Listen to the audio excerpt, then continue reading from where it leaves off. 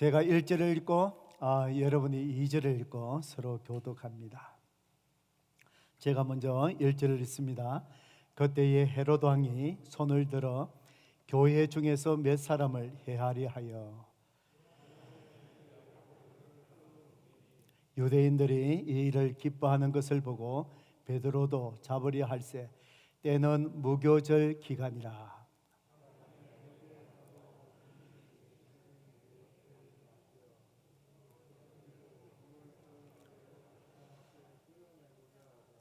이에 베드로는 어깨에 갇혔고 교회는 그를 위하여 간절히 하나님께 기도하더라.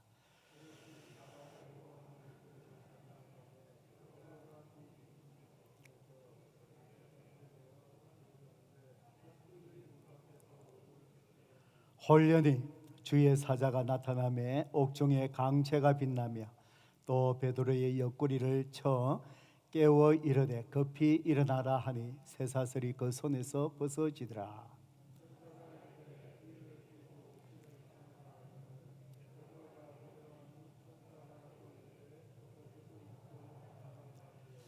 베드로가 나와서 따라갈새 천사가 하는 것이 생시인 줄 알지 못하고 환상을 보는가 하니라.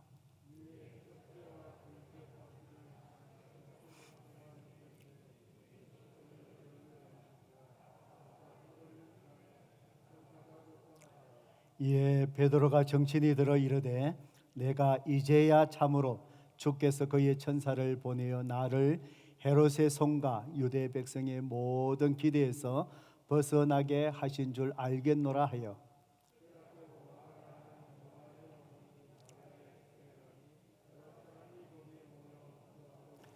베드로가 대문을 두드린데 로데라 하는 여자아이가 영접하러 나왔다가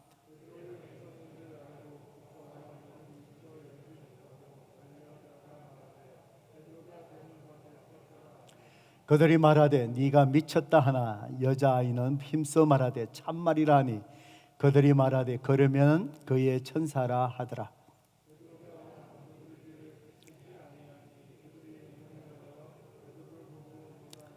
우리 17절 함께 읽습니다.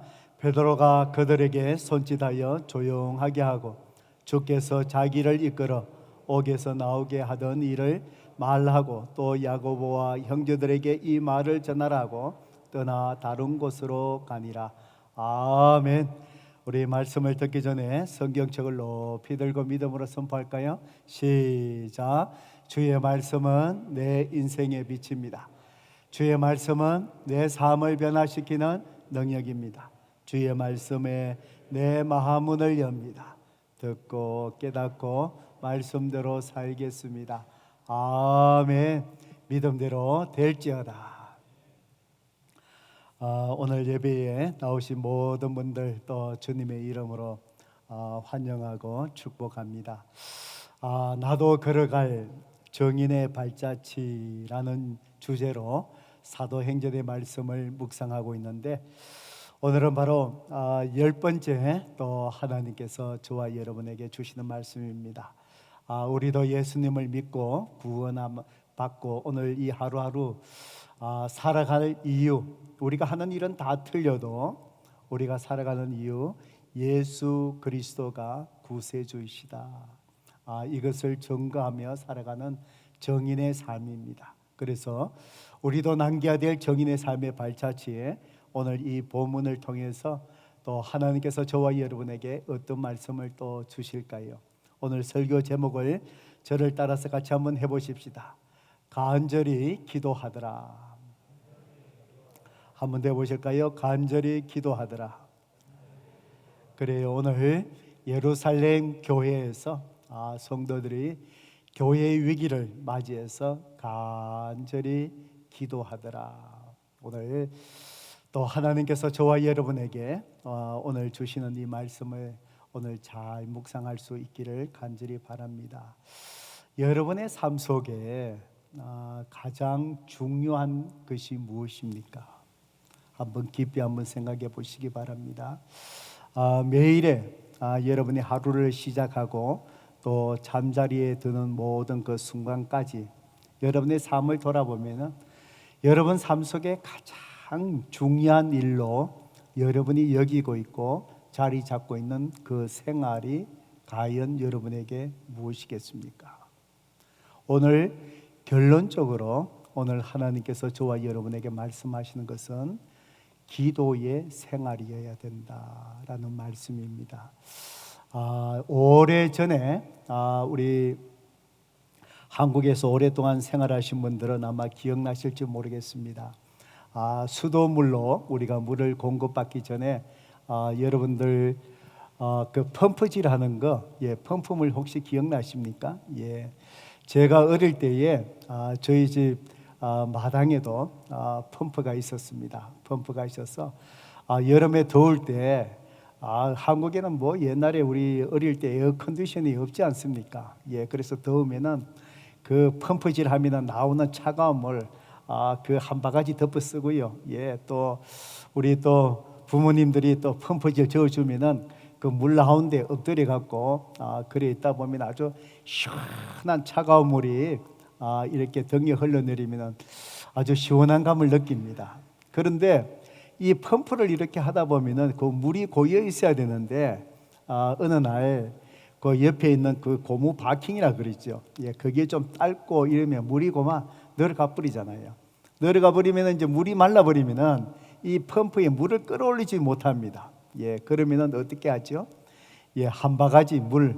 그래서 항상 그 펌프 옆에다가 물을 많이 받아 놓습니다. 받아 놓으면 바가지 한 바가지 떠갖고 거기에다가 이제 물을 이렇게 부어 놓고 그러면은 어떻게 되죠? 이 물이 그 틈 사이로 빨리 내려가기 전에 막 이렇게 젖어야 됩니다. 젖으면은 이제 압축이 이제 막 되고 하면은 그 다음에 이 지하수에 있는 그 차가운 그 물이 이제 펌프질 할 때 꽉 이렇게 나오기 시작하지요. 그러니까 그 한 바가지 벗는 그 물을 마중물이라 그러잖아요. 그죠? 마중물이라 그럽니다. 이 물이 참 중요합니다. 그래서 한 바가지만 벗고 나면은 그 지하에 있는 아주 차가운 정말 생명수 같은 물이 콸콸콸콸 이렇게 나오면은 뜨거운 목도 축이고 돼지도 축이고 그렇게 하겠지요. 성도 여러분, 우리의 삶 속에 정말 우리 그리스도인들에게 하나님이 주신 특권 중에 하나가 기도. 하나님이 우리 삶을 향한 하나님의 능력은 엄청납니다.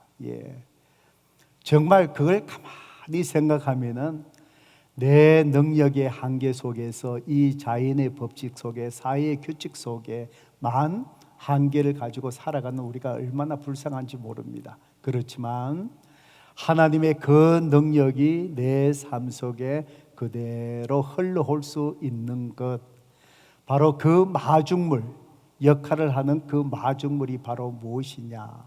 성도 여러분, 기도라는 것입니다. 기도라는 것입니다. 오늘 우리가 하나님 앞에 이렇게 지하수에 그 생수를 퍼 올리는 것처럼 한 바가지의 마중물처럼 오늘 우리의 삶 속에 하나님 앞에 기도함, 그것을 통해서 내 삶 속에 하나님의 그 능력이 정말 물 붓듯이 내 삶 속에 오게 되고 하나님의 역사가 일어난다는 것입니다. 오늘 바로 이 본문의 말씀을 보면은 우리가 정인의 삶을 살아갈 때에 가장 중요한 것, 바로 그것이 우리의 마중물과 같은 이 기도의 생활이 얼마나 중요한지에 대해서 오늘 하나님께서 우리에게 말씀해 주십니다. 오늘 하나님은 저와 여러분에게 바로 하나님의 은혜를 우리가 정말 도구로서 바로 우리에게 기도를 가르쳐 주셨고, 또 이 세상에 어떤 닫혀진 문이라 할지라도 그것을 열 수 있는 기도의 열쇠를 우리에게 부어 주셨습니다. 그렇기 때문에 오늘 저와 여러분에게 중요한 것은 하나님이 주시는 이 기도의 특권을 잘 우리가 누리며 사용하는 것이 아닐까, 그런 생각을 합니다. 여러분 생각해 보셔요. 여러분의 은행의 통장에 캐시가 1밀리언이 있으면 어떨까요? 저는 제 통장에 아직까지 1밀리언의 캐시를 가져봐서 그 기분이 어떤지 저는 전혀 모르겠습니다만서도 만약에 여러분 은행에 캐시 1밀리언이 있다. 그런데 어떤 사람이요, 1밀리언이 있는데도 불구하고 텍사스 이 여름에 돈 아낀다고 은행에 돈 1밀리언 플러스 더 액수를 늘려보겠다고 이 더운 날씨에 에어컨 켜지 않고요, 땀 뻘뻘 흘리고 문 열어놓고 선풍기 틀고 생활하신다. 여러분, 그분의 모습을 보면서 어떻게 생각할까요? 참 어리석지 않습니까? 은행에 있는 1밀리언 캐시, 그걸 누릴 수 있어야 그것이 나에게 그게 특권이 되지. 1밀리언 있는들 내가 그걸 누리지 않으면 그게 무슨 소용이 있겠습니까? 예, 오늘 하나님께서는 기도의 특권을 그렇게 주셨는데 그걸 누리지 않는 그리스도인의 모습이 그런 모습이 아닐까, 그런 생각을 합니다. 성도 여러분, 오늘 이 본문의 말씀이 바로 이 하나님이 주신 기도의 특권을 우리가 잘 누려야 하는 것을 오늘 가르쳐 주시는 이 본문의 말씀입니다. 오늘 1절, 2절 성경 본문의 말씀을 같이 볼까요? 그때에 헤롯 왕이 손을 들어 교회 중에 몇 사람을 해하려 하여 요한의 형제 야고보를 칼로 죽이니 그랬습니다. 바로 이 헤롯 왕이 교회의 중요한 지도자였던 한 사람, 야고보, 요한의 형제 야고보를 이제 죽이는 사건입니다. 성경에 보면은 헤롯이 많이 나옵니다. 일반적으로 헤롯 왕가의 왕을 헤롯 왕이라 그러는데 여기에 나오는 헤롯은 헤롯 대왕의 손자인 헤롯 아그리파 1세를 이야기합니다. 정확하게 이 헤롯이 야고보 교회 지도자를 칼로 죽입니다. 예, 그가 왜 그리스도인 지도자를 죽이려고 했을까요? 이 헤롯은 유대인이 아닙니다. 유대인이 아니고 그가 이제 유대인으로 개종을 한 사람입니다. 그래서 유대인으로 개종을 하면은 할례를 받지요. 할례를 받고 율법을 잘 지키는 그런 사람입니다. 그런데 문제는 바로 무엇이죠? 그 팔레스타인의 전체를 자기가 왕으로 이제 다스리는데 대부분이 다 유대인들이잖아요. 그러니까 자기 신분에 약점이 있는 거예요. 자기가 비록 개종한 유대인이지만 이방인이었잖아요. 그래서 이 유대인들에 대한 자기 신분의 그 약점, 그래서 유대인들의 지지를 얻기 위해서 유대인들과 지금 갈등에 있는 유대 그리스도인들 지도자들을 갖다가 죽이는 거예요. 자, 3절을 한번 보셔요. 3절을 보면은 유대인들이 이 일을 기뻐하는 것을 보고 베드로도 잡으려 할세, 때는 무교절 기간이라. 그래서 야고보를 죽이고 나니까 그가 의도한 대로 모든 유대인들이 기뻐하는 거예요. 좋아하는 거예요. 그래서 이 헤롯이 생각합니다. 옳지, 내가 이 기회에 확실한 지지를 받아야 되겠구나. 그래서 교회 수장인 베드로를 또 죽이려고 이제 잡아들인 거예요. 자, 성도 여러분, 왜 이렇게 이 야고보를 죽인 것을 이 유대인들이 그렇게 기뻐했을까요? 그 당시에 유대인들의 주요 신학적인 문제가 무엇인 줄 아십니까? 예, 이 환례 의식이었습니다. 그런데 이 유대인들 사이에도 논쟁이 일어납니다. 예, 구원을 받는 데 있어서도 이방인들이 먼저 할례를 받고 유대인으로 개종이 되고 난 다음에 그 다음에 예수님을 믿어도 믿음을 통해서 구원받는다. 그렇게 해야 구원받을 수 있지 않느냐. 할례 의식을 행하고 이방인이 유대인으로 개종되지 않는 상태에서 구원받을 수 없다. 그런데 우리 그리스도인들은 어떻게 얘기합니까? 그렇지 않다. 그렇지 않다. 할례가 중요한 것이 아니다. 우리가 구원받는 것은 할례가 아니라 바로 예수 그리스도를 구세주로 믿는 믿음으로 받는 것이다. 그러니까 이 유대인들하고요, 그리스도인들하고 이 문제로, 할례의 문제로 이 갈등이 있는 거예요. 그래서 이 교회 지도자인 야고보를 헤롯이 죽이니까 이 유대인들이 그렇게 좋아하는 거예요. 그래서 베드로를 죽이려고 이제 옥에 가둔 것입니다. 4절을 한번 보셔요. 잡음에 옥에 가두어 군인 내식 네 패에 맡겨 지키고 6월절 후에 백성 앞에 끌어내고자 하더라. 그래서 베드로를 옥에 이제 잡고는요, 군인 4명이 네 패에게 맡겨갖고요, 쇠사슬을 메고 24시간 동안에 이 베드로를 지금 붙잡고 있는 거예요. 명절이 끝나면은요, 이제 불러내갖고 이 베드로를 이제 죽이는 거예요. 야고보처럼. 이 베드로 지금 이미 야고보는 지금 죽임을 당했어요. 교회 수장인 베드로가 또 잡혔어요. 곧 며칠 있으면 죽임을 당해요. 교회에 큰 위기가 왔습니다. 위기가 왔습니다. 오늘 우리가 본문의 말씀을 읽어본 것처럼 하나님께서 역사하시는데요. 베드로가 군인에게 사슬이 묶여서 잠자고 있는데 하나님의 사자가 와서 베드로야 베드로야 일어나거라. 그래서 일어났는데 묶여져 있던 쇠사슬이 풀려요. 신을 신으라, 옷을 입어라. 그리고는 인도에 나가는데 파수꾼이, 그 옥을 지키는 파수꾼이 서가 있는데 문을 2개나 지나서 나가는 거예요. 이게 지금 실제로 일어난 생시인지 지금 환상을 보고 있는지, 문을 다 나오고 나니까 이게 진짜예요. 하나님께서 이 베드로를 위기에서 구해 주신 거예요. 그때에 교회들이요 기도하고 있다는 거예요. 성도 여러분, 오늘날 저와 여러분에게도 삶에 수많은 위기가 있습니다. 정말 우리의 신앙을 잃어버리게 할 수많은 신앙의 위기가 있습니다. 성도 여러분, 우리의 신앙을 잃어버리면 우리는 다 잃어버린 것입니다. 팬데믹 상황 속에서도 많은 그리스도인들이 신앙을 다 잃어버렸습니다. 진리가 왜곡되고 있습니다. 지금 미국에서도 평등법 지금 진행되고 있잖아요. 그 평등법이 통과되고 나면은요, 강단에서 우리 목사님들이 강단에서 결혼은 남자와 여자의 결혼을 말합니다.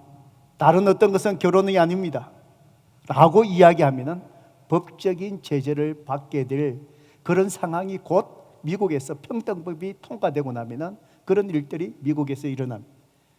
진리가 왜곡되고 있는 상황 속에 저와 여러분 살아갑니다. 이미 우리가 겪은 것처럼 천년병의 위기를 지금 겪어왔습니다. 앞으로 이보다도 더 많은 천년병의 일들이 우리 삶 속에 계속해서 위기로 일어날 것입니다. 때로는 건강의 위기도 우리 가운데 갑자기 찾아올 수 있다. 성도 여러분, 오늘 우리의 인간의 연약함 속에서 우리는 약하지만 하나님이 우리 그리스도인에게 주신 기도의 특권을 우리는 누릴 수 있어야 합니다. 누릴 수 있어야 합니다. 오늘 이 본문의 이 말씀을 보면서 바로 하나님은 저와 여러분이 이 정인의 삶을 살아갈 때 수없이 막아서는 악의 세력들, 우리 삶의 여러 가지 어려움들, 모든 장애들, 이 속에서 하나님이 주신 이 기도의 특권들, 저와 여러분이 어떻게 잘 누리며 사용해야 된다라고 말씀할까요? 오늘 저는 이 말씀을 묵상하면서 하나님이 저와 여러분에게 주시는 2가지 하나님의 음성을 줬습니다. 첫 번째로 성도 여러분, 우리는 바로 내 자신을 위해 기도해 주는 자를 세우셔야 됩니다. 꼭 기억하십시오. 여러분 자신을 위해 어떤 사람이 있어야 된다고요? 기도해 주는 사람이 있어야 됩니다. 오늘 여러분 자신을 한번 생각해 보세요. 지금 이 시간, 이 하루하루의 삶 속에 정말 여러분을 위하여 신실하게 기도해 주시는 분이 여러분에게는 누구십니까? 누구십니까? 여러분, 교회에 큰 위기가 왔을 때에 베드로가 이제 오늘 내일 이제 잡혀 나가면은 야고보처럼 죽임을 당하는 위기의 상황. 성경은 사도행전 12장 5절, 12장 12절을 보셔요. 하나님께서 이 위기를 어떻게, 무엇 때문에 이 위기를 하나님께서 넘어가게 만드셨다고 성경은 기록하고 있습니까? 이에 베드로는 옥에 갇혔고 교회는 그를 위하여 간절히 하나님께 기도하더라. 성도 여러분, 그렇습니다. 위기의 순간에 예루살렘 교회 성도, 이미 서대반 집사님이 순교당하는 위기를 겪었습니다. 성도들이 흩어지는 위기를 겪었습니다. 이제는 남아있는 교회의 지도자가 이제는 칼에 배임을 당하는 위기 속에 있는 거예요. 이미 야고보 칼에 배임을 죽임을 당했습니다. 이제는 교회 수장인 이 베드로로 죽이고 나면은 바로 예루살렘 교회가 무너질 거라고 생각하고 있는 그 위기의 상황. 교회는 그를 위하여 간절히 하나님께 기도하더라. 하나님께서 베드로를 옥에서 풀려나게 하셨습니다. 그가 풀려나고 나니까 이것이 하나님께서 역사하신 걸 깨달았습니다. 그래서 성도들이 항상 예루살렘에서 예수님 당시에 때부터 그 제자들이 모이는 장소를 제공했던 마가복음을 쓴 마가 요한의 바로 어머니의 집 마리아의 집에 베드로가 그곳으로 향합니다. 사도행전 12장 12절에 깨닫고 마가라 하는 요한의 어머니 마리아의 집에 가니 어떻더라고요? 여러 사람이 거기서 모여 기도하고 있더라. 여러 사람이 모여 기도하고 있더라. 성도 여러분, 그렇습니다. 베드로가 이렇게 위기 속에서 풀려날 수 있는 하나님의 그 역사하심, 묶여져 있는 가운데 모든 쇠사슬을 풀고 그 감옥 속에서 간수들이 서 있는 그 속에서 초자연적으로 풀려나게 하고 위기를 벗어나게 하는 그 하나님의 역사하심이 그 속에 이르게 된데 바로 누가 있었다고요? 베드로를 위하 기도하는 사람들이 그 시간에 있었다는 겁니다. 성도 여러분, 그렇습니다. 기도는 우리의 환경을 바꿔 나갑니다. 때로는 우리가 기도할 때에 때로는 환경이 달라지지 않을 수도 있습니다. 때로는 기도할 때에 야고보가 칼에 배임을 당해서 죽게 되는 것처럼 우리가 기대하는 것대로 기도의 응답이 되지 않을 수 있습니다.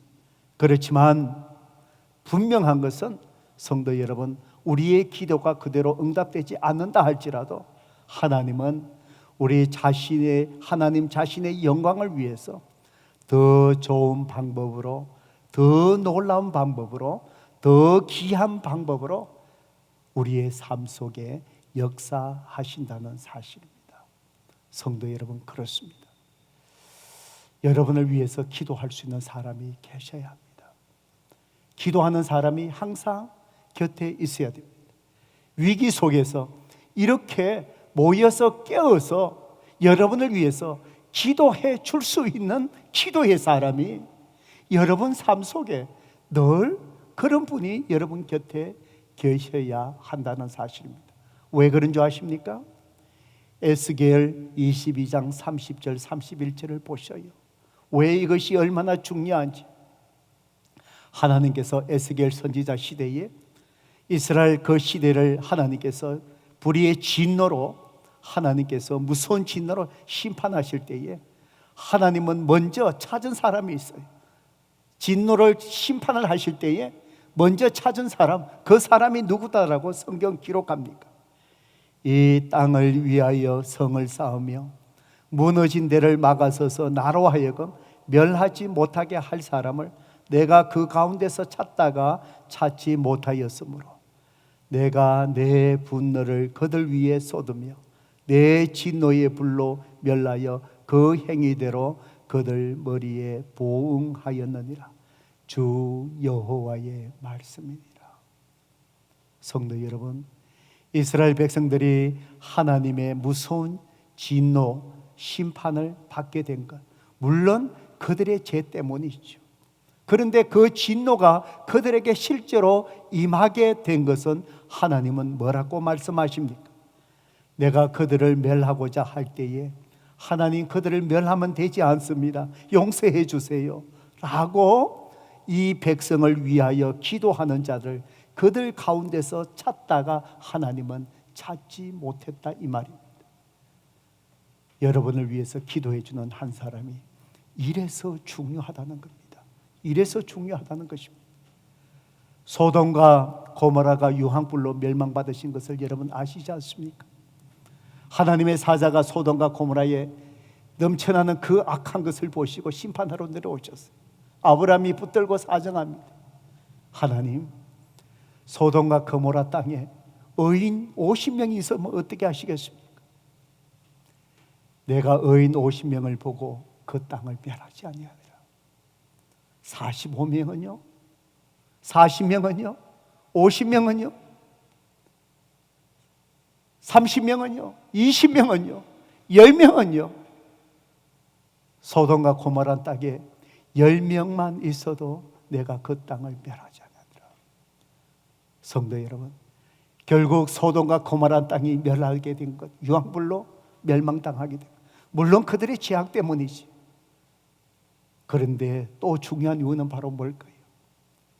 그 땅 속에 하나님 앞에 그들의 죄를 용서해 달라고 기도하며 하나님 앞에 바르게 서 있는 그 사람들이 없었다는 것입니다. 성도 여러분, 그렇습니다. 오늘 여러분을 위하여 기도하는 자를 세워주셔야 됩니다. 오늘 가정의 아내 여러분들, 여러분의 남편과 가족들의 신실한 중보 기도자가 되시길 바랍니다. 때로는 여러분의 자녀가 하나님 앞에 멀리 떠나서 방황하고 안타까울 때가 있습니다. 때로는 여러분의 배우자가 하나님 앞에 믿음을 잃어버리고 믿음을 멀리 떠나 있는 자리에 있을 수도 있습니다. 그러나 하나님께서 바로 찾으시는 것은 먼저 보시기를 원하는 것이 무엇일까요? 그들을 위하여 안타까운 마음으로 기도하는 자를 하나님께서 찾으신다는 거예요. 가정에 그런 사람으로 우뚝 서 계셔야 합니다. 우뚝 서 계셔야 합니다. 저는 우리 성도님들, 많은 성도님들 섬기고 하면서 저에게 있어서 가장 여러분을 섬기는 일에 있어서 중요한 일은 여러분을 위해서 중보 기도하는 일이라 생각됩니다. 때로는 우리 성도님들의 신앙생활이 하나님 앞에 멀어져 있는 그 모습을 보면서 제 마음이 안타깝고 찢어지는 그 아픔이 있지만, 그래도 그 지체를 향하여, 그 가정을 향하여 내가 하나님 앞에 새벽을 깨우며 그 가정을 위해서 기도하는 자리, 하나님 부족한 종이 이 가정을 위해서 기도하는 이 모습을 보시고 그 가정에 은혜 베풀어 주세요. 하나님의 징계 해초리를 멈추어 주세요. 하나님 이 가정에 돌아오게 하셔주세요.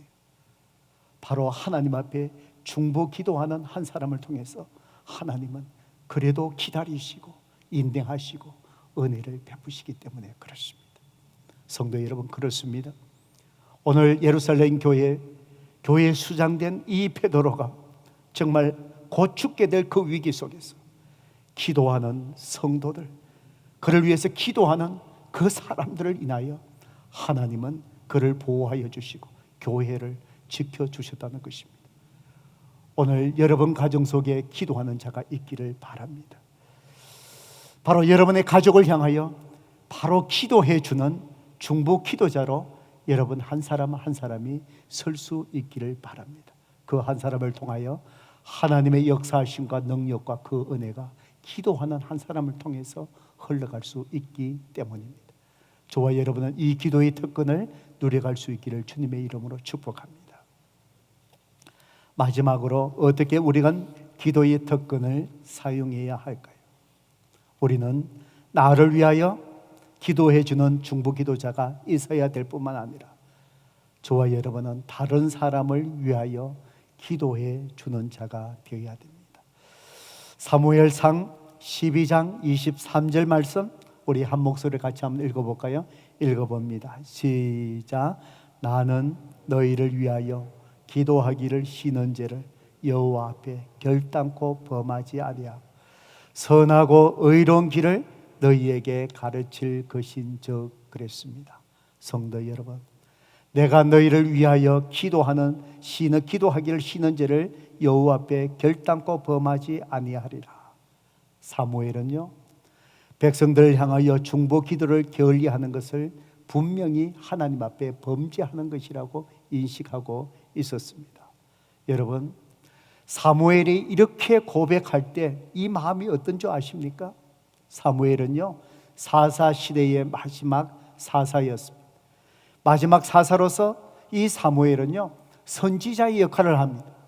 그리고 제사장의 역할을 합니다. 또 중요한 것은요, 그 나라를 다스리는 왕의 역할을 하는 사람이 사사예요. 이 사무엘은 왕의 역할을 하고 있었어요. 그런데 그 당시에 이 백성, 지금 이렇게 고백할 이 당시에 백성들이 사무엘에게 뭐라고 얘기했습니까? 다른 이방 나라처럼 왕을 세워달래요. 사사시대에 그들이 고통당하고 있는 것이 그들이 하나님 앞에 바르게 서지 못해서 그런데, 그것을 보지 못하고 이방 나라처럼 왕이 없어서 그렇대. 그 얘기는 사무엘을 향하여 뭘까요? 당신이 그 자리를 비켜달라는 거예요. 당신 대신에 다른 왕을 세워달라는 거예요. 사무엘은 사사로서 충성되게 하나님 앞에 백성되게 자기의 모든 맡은 책임을 충성되게 헌신한 사람이에요. 그런데 이 백성이 사무엘을 거부하는 거예요. 지도자 사무엘에게 얼마나 그 백성들을 통해서 마음의 상처가 되었을까요? 그런데 사무엘은요, 그것이 백성의 잘못이 아니라 사무엘은 자기 자신이 이 백성을 향하여 중보기도 하지 않았기 때문이라 생각한 거예요. 자신의 상처를 주고 자기를 거부하는 백성을 향하여 내가 기도하지 않았기 때문이다.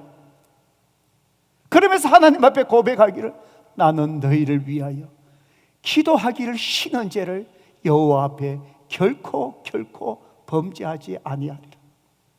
왜요? 그럼에도 불구하고 이 백성을 향하여 내가 기도할 때 하나님의 은혜가 흘러감을 통해서 이 백성이 하나님의 심판을 변하고 하나님 앞에 바르게 서기 있기 때문이라는 거예요. 성도 여러분, 그렇습니다. 오늘 저와 여러분의 삶 속에 상처 주는 자리 얼마나 많습니까? 내 삶 속에 내 마음을 아프게 하는 자들이 얼마나 많습니까? 내 삶 속에 나를 고통스럽게 하는 자들이 우리의 삶 속에 얼마나 많습니까? 우리는 그들을 품고 하나님 앞에 기도해야 됩니다. 그럴 때에 하나님의 은혜가 바로 그들에게 임하고 그들이 하나님 앞에 바르게 설 수 있는 그런 하나님의 은혜가 그들에게 임하니에요. 성도 여러분, 우리는 이 기도의 특권, 내 삶 속에 가장 중요한 기도의 생활이 내 삶 속에 누려져야 한다는 것입니다. 저는 이 말씀을 이렇게 묵상하다가 지난주에 이제 한국으로 금요일날 완전히 떠난 우리 최병원 형제가 참 떠올랐습니다. 여러분이 아신 것처럼 정말 우리 성도님들께 참 최병원 형제를 위해서 기도하시고 또 여러분들이 참 오랜 기간 동안에 형제의 가정 또 음식으로 여러 가지로 섬겨주셔서 정말 너무너무 감사해요. 네, 감사해요. 작년 팬데믹 상황 동안에 모든 사람이 힘들잖아요. 형제도 하던 일을 또 그만두게 됐고 또 새로운 일을 또 할 계획을 가졌지만 팬데믹 상황이니까 이게 또 뭐가 안 되지 않습니까? 그런 상황이 있죠. 아이 둘 연년생으로 어린아이들 둘이 있죠. 참 우리가 상상만 해도 힘든 시간이 아니겠습니까? 예. 거기에서 이제 아내가 또 몸이 나빠진 거예요. 예. 자기 몸이 자기 뇌세포를 공격해서 죽이는 거예요. 그러니까 이 모든 것들이 이제 뇌에서 이상이 생기는 것이죠. 보험도 없고요. 예, 보험도 없고요. 예. 그래서 또 지체들을 통해서 또 파클랜드 병원에 입원하게 되었고 몇 개월 동안은 계시고, 형제는 지금 의식이 없고 지금 앞으로 어떻게 될지 모르는 그 위기의 상황. 아내 옆에 있어야 되고, 아이 둘은 또 누가 봐야 됩니까? 한국에서 친정 어르신들이 또 오시기 전까지 목장 식구들이 돌아가면서 또 가정에서 아이들 다 케어해 주시고요. 또 병원에 있는 사람, 아픈 사람은 아픈 사람이지만 그 형제가 뭘 먹어야 아내를 돌볼 수 있잖아요. 성도들이 또 조를 따갖고 병원으로 음식을 또 딜리버리 해주고, 몇 개월을 그렇게 했습니다. 저도 처음에 기도하면서 이 자매가 건강하게 회복할 수 있을까, 산다고 하더라도 정상적인 생활을 할 수 있을까. 참 그때는요, 소망이 거의 없었습니다. 거의 세상적인 인간적인 소망이 거의 희망이 보이지 않았습니다. 한 번은 참 팬데믹 상황이니까 이 입원실에 들어가서 뭘 할 수도 없는 상황이고, 한 번은 형제가 목사님 기회를 한번 만들겠다고, 목사님 오시라고. 그래서 제가 입원실에 들어갔습니다. 들어가 보니까 완전히 온 손에 다 붕대로 다 싸놨고요. 왜냐하면 이게 뇌에 문제가 생기니까 이 모든 의료 장비들 이것을 다 손으로 뜯어내는 것이죠. 그래서 못하게 다 해놓고, 또 몸을 못 흔들게 보니까 그렇게 붕대로 감싸갖고요, 다 침대에 지금 메워 놓은 거예요. 이게 못 움직이고, 참 비참하고 힘들고 어려운 상황이죠. 그 자매를 위해서 이렇게 같이 기도해주고 형제 위로하고, 많은 성도들이 기도하고 또 이렇게 하니까 힘내라고 혼자의 일이 아니고 우리의 일이에요. 우리가 함께 지체가 이겨나가야 될 일, 힘내라고. 여러분, 많은 또 특별히 목장에서 섬기셨습니다. 또 많은 성도들이 기도하셨습니다. 새벽마다 하나님 앞에 간절히 기도하신 분도 계셨고요. 그리고는 그 아내가 정말 기적적으로 어느 정도 의식이 돌아올 정도로 회복되었습니다. 온전치 못하지만 이제 가정이 한국 가서 이제 다 제대로 치료받기 위해서 이제 친정 어르신들을 모시고 갔는데, 이 아이들이 여권을 신청했는데 여건이 안 나왔고, 일단 그 아내만 친정 부모님들이 한국으로 이제 데리고 이렇게 가셨고, 이제 아이들 둘 여건 나올 때까지 그 형제가 지금까지 기다리고 있었는 거예요. 마침 여건이 나와서 지난 금요일 날 이제 한국으로 가서 무사히 이제 잘 도착했다고 또 연락을 받았습니다. 떠나기 이틀 전에 우리 목자님께서, 목사님 가서 우리 마지막 이렇게 목사님 기도 한번 해주시고 신방하시면 좋겠다. 그래서 신방을 했습니다. 떠나기 이틀 전에. 이제 예배를 드리면서 제가 형제에게 꼭 조심스럽게 건면을 했습니다. 형제, 아내가 지금 이렇게 아직 더 온전해져야 될 부분이 있지만 이렇게까지 많이 차도를 보이고 낫게 된 거, 형제 절대로 운이 좋아서 그렇다고 생각하지 마라. 나을 때가 돼서 나았으니까 아니다. 형제, 이것은 하나님이 일하신 것입니다. 하나님이 일하셨습니다. 형제를 위해서, 자매를 위해서, 형제의 가정을 위해서 우리 교회에 기도하신 분이 얼마나 많은지 아시나요? 지금도 기도하고 있다.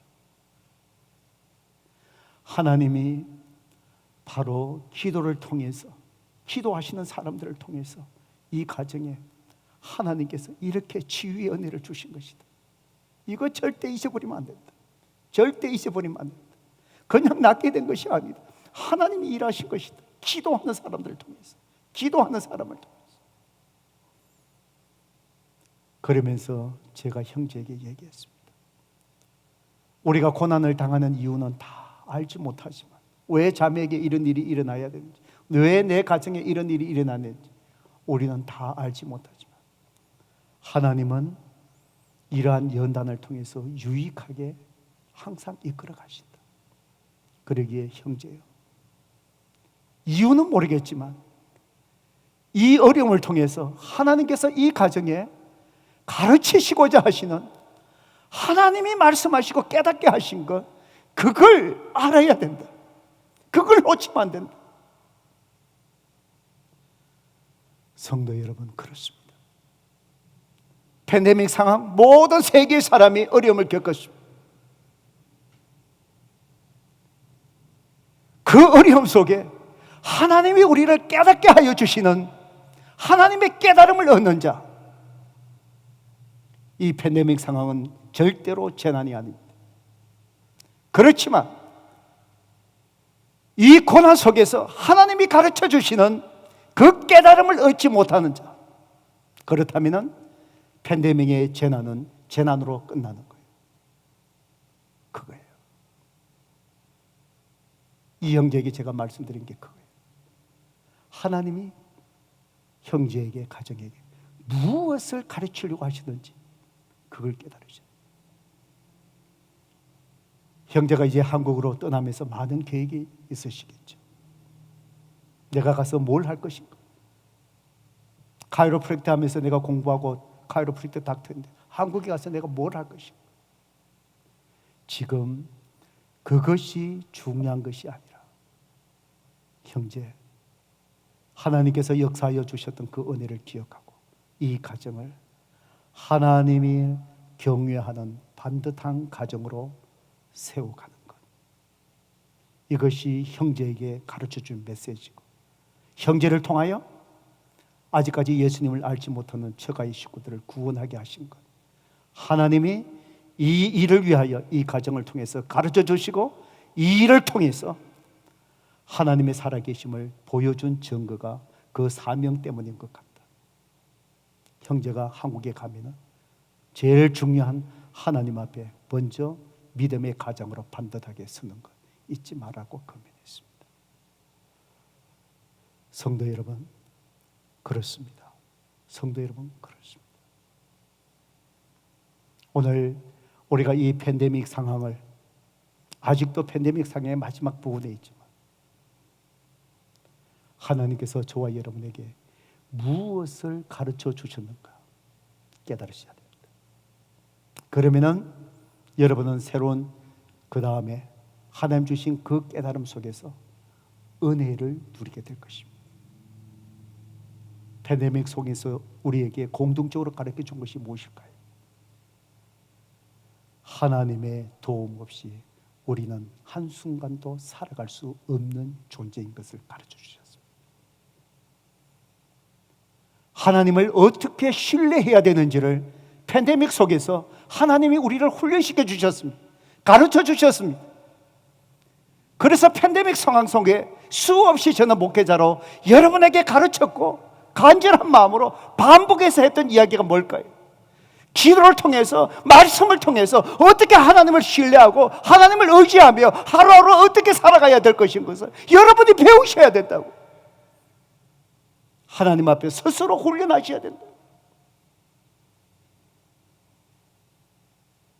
바로 하나님 앞에 기도함이 없이 우리가 살아갈 수 없다는 것을 배우게 하신 거예요. 성도 여러분, 그렇습니다. 주님은 우리에게 기도를 가르쳐 주셨습니다. 기도하라고 하셨습니다. 두드리라고 하셨습니다. 열어주시겠다고 하셨습니다. 찾아라 그러셨습니다. 찾게 해주겠다 그러십니다. 그것은 다 하나같이 기도하라는 것입니다. 기도의 특권을 사용하라는 것입니다. 바로 오늘 예루살렘 교회 위기에서 사도 베드로를 쇠사슬이 풀려지면 놀라운 역사를 통해서 하나님께서 역사하신 것처럼 너희들이 내 이름으로 기도할 때 내가 그렇게 너희의 삶 속에 능력과 은혜로 임하시겠다는 거예요. 성도 여러분, 여러분의 삶 속에 얼마나 기도하십니까? 얼마나 여러분 삶 속에 기도가 중요한 생활로 자리 잡고 계십니까?